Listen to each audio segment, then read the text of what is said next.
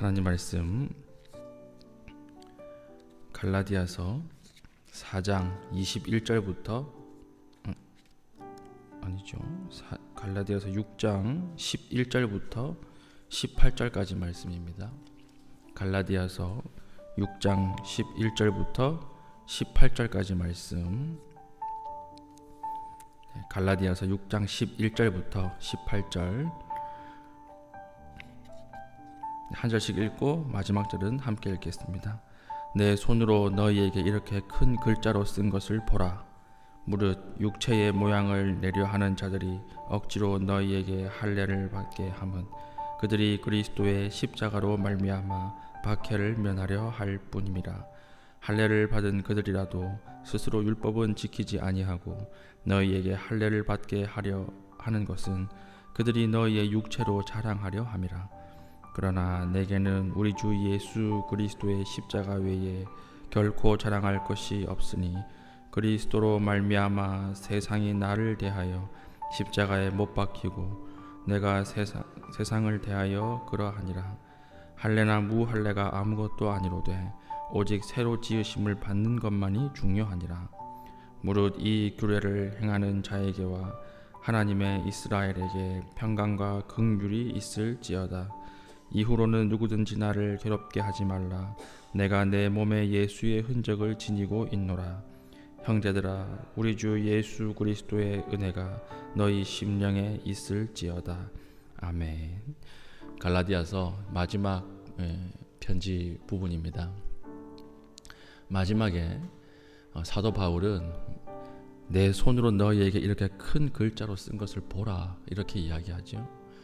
다른 서신들은 사도 바울이 불러주면 대필자가 대필하는 형식으로 이렇게 기록이 되었습니다. 근데 갈라디아서만큼은 사도 바울이 직접 이렇게 썼다는 거예요.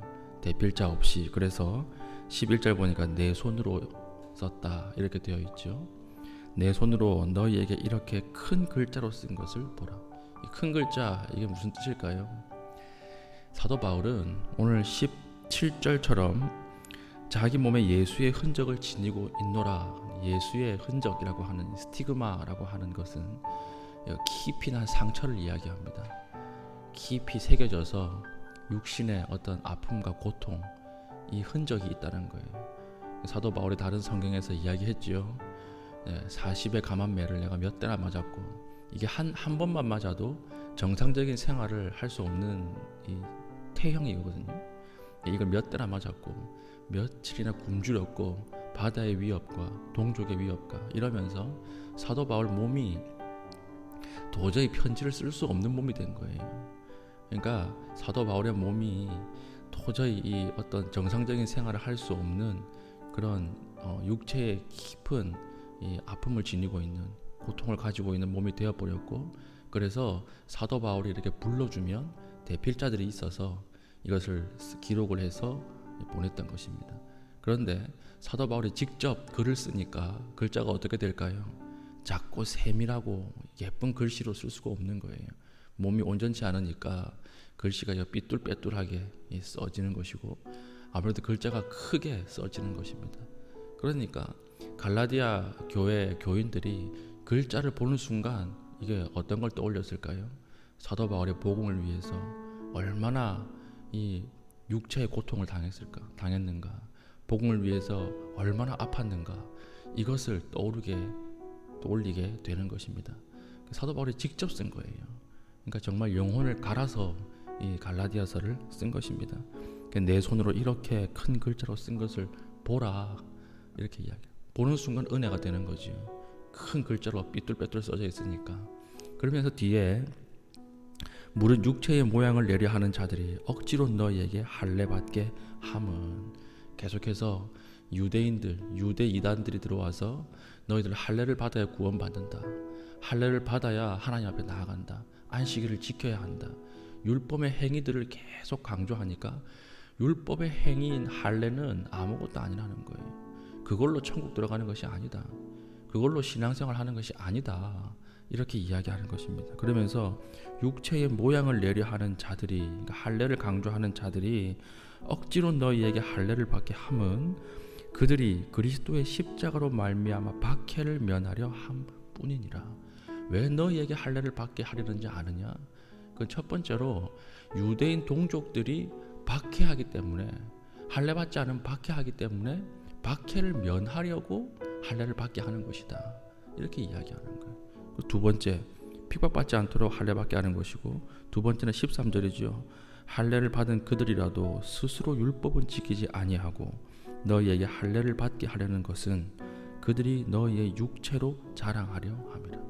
첫 번째는 핍박받지 않기 위해서 할례 받게 하려는 것이고, 두 번째는 자랑하려고. 나도 할례 받은 몸이다, 나도 구원은 따놓은 당상의 몸이다, 이 자랑하지 못하게 자랑하려고 할례를 받게 하려는 것입니다, 이렇게 이야기하고 있는 것입니다. 사도 바울이 강조하는 것은 무엇입니까? 할례는 아무것도 아니라는 거예요. 할례의 유무로 너희가 하나님의 백성이 되는 것이 아니라 성령 안에서 자기를 죽이고 고난받고 핍박받는 것으로 하나님의 자녀가 되는 것이다. 그러면서 나를 보라, 이렇게 이야기하는 것이죠. 15절 보십시오.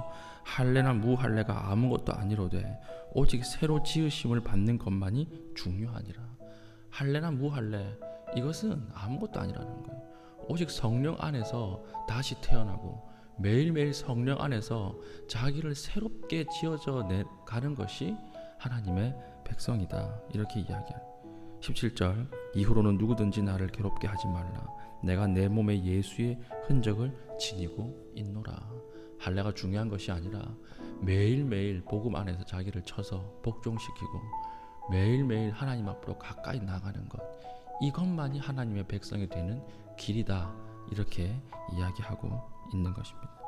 그러므로 우리가 오늘 살아갈 때 육신의 할례의 흔적이 있는가 없는가, 내가 세례를 받았는가, 학습 교인인가, 교회에 얼마나 다녔는가, 아니면 내가 헌금을 얼마나 하는가, 직분이 있는가, 이것으로 우리가 기뻐하는 것이 아니라 예수의 흔적이 있는가, 이것으로 기뻐해야 한다는 것입니다. 예수의 흔적이 무엇입니까? 예수님 때문에 고난받는 거예요. 예수님 때문에 핍박의 길로 걸어가는 것입니다. 예수님 때문에 묵묵하게 참고 버티는 것입니다. 그 흔적이 있는가, 그것으로 우리는 하나님 앞에 증명해야 한다는 것이죠. 직분자 성이 뽑고 나면 떨어진 사람들이 많이 낙심합니다. 신앙이 흔들립니다. 그걸로 슬퍼하지 말라는 거예요. 직분자 선거에 떨어져서 슬퍼하는 것이 아니라 오늘 하루도 하나님과 동행하지 못했기 때문에 슬퍼하라, 이렇게 이야기하는 것이죠. 우리의 건물, 우리의 땅값이 떨어져서 슬퍼하는 것이 아니라 더 이상 하나님 앞에서 말라버린 눈물 때문에 슬퍼하라, 이렇게 이야기하는 것입니다. 우리가 좋은 직장에 취업하지 못해서 슬퍼하는 것이 아니라 하나님 나라에 오늘 내가 그 합당하게 살지 못했기 때문에 슬퍼하라는 거예요.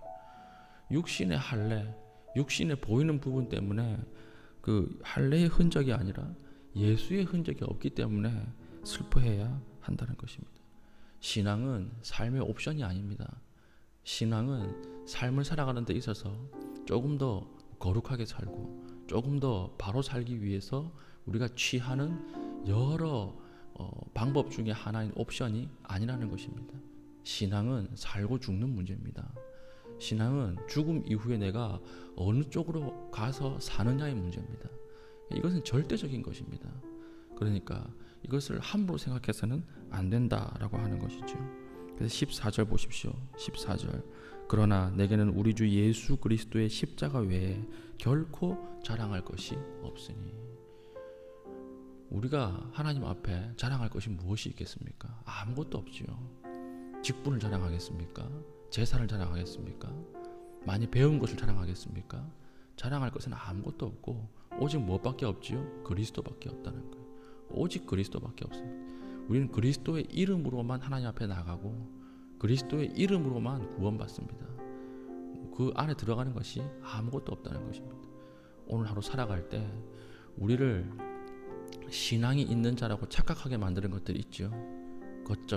거칠애들, 외부적인 것들, 내가 그래도 신앙인이야 라고 생각하게 만드는 것들, 그거 다 내려놓고 하나님 앞에 오늘 하루도 하나님의 말씀대로 살지 못했기 때문에 슬퍼하십시오. 하나님 앞에 더욱더 가까이 가지 못했기 때문에 통곡하십시오. 오늘 이 땅에 기도하는 가운데 내가 있음에도 나의 공동체가 계속 죄악 가운데로 걸어가는 것을 안타깝게 생각하고 하나님 앞에 고통스럽게 기도할 수 있어야 할 것입니다. 그때 하나님께서 우리를 불쌍히 여기시고 하나님께서 우리에게 하나님 앞으로 나아가는 길을 열어 주실 것입니다.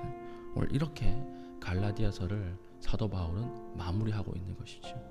오늘 하루 우리 살아갈 때 우리도 오늘 사도 바울과 같이 예수의 흔적을 가지고 살 수 있기를 축복합니다.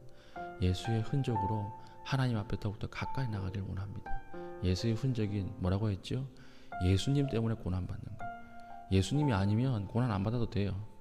예수님이 아니면 편하게 살 수 있어요. 그러나 예수님 때문에 고난의 자리로 묵묵히 들어가는 것.